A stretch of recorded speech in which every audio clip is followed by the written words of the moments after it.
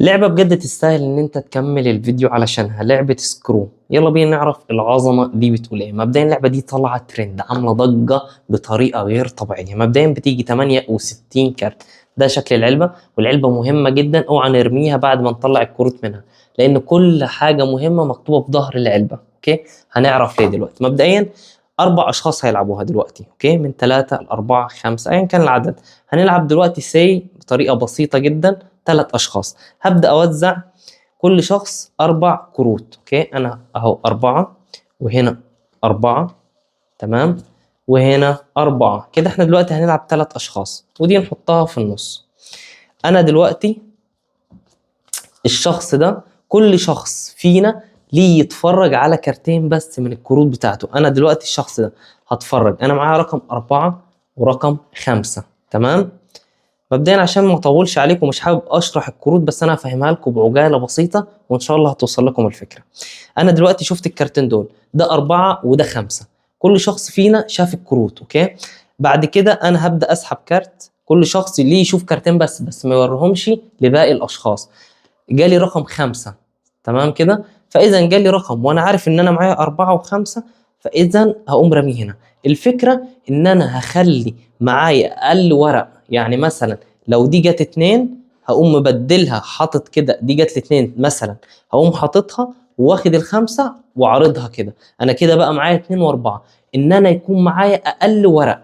وهنا بقى الورق اللي جوه هنا، ليه بقول لكم حافظ على الموضوع ده؟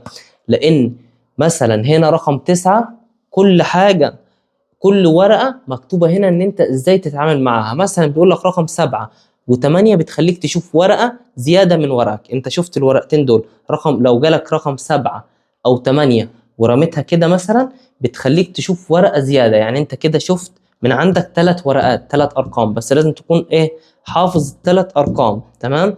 علشان لو جالك رقم 2 مثلا، رقم اقل، وانت هنا معاك رقم 6، تقوم رامي 6 وحاطط 2. فاهمين الفكرة؟ عشان دايما تخلي معاك ورق اقل.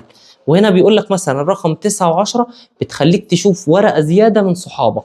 انا مثلا جالي رقم 9 و10، قمت حاططها في النص هنا، هشوف دي ورقه صاحبي. مثلا ورقه صاحبي طلعت 1، اوكي.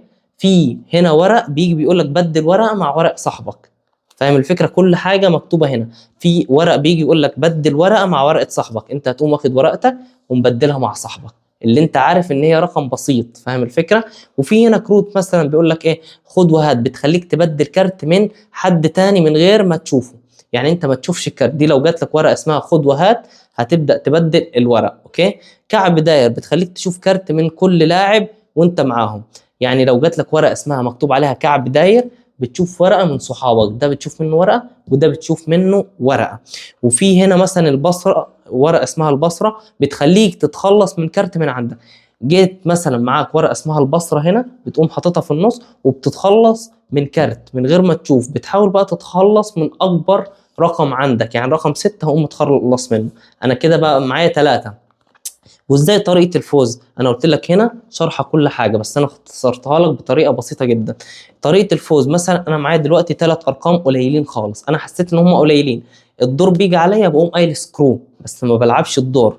اللي بعدي ليه يسحب كارت ويلعب دور، واللي بعدي ليه يسحب كارت ويلعب دور. بعد كده بنبدا كلنا نقلب ورقنا، وكل شخص يعد الورق بتاعه قد ايه، واقل ورق هو اللي بيكسب. مبدئيا لعبه جامده جدا، واتمنى اكون فدتكم بالشرح او اكون وصلت لكم الفكره. بس اللعبه دي طلعت ترند وعامله ضجه. سلام.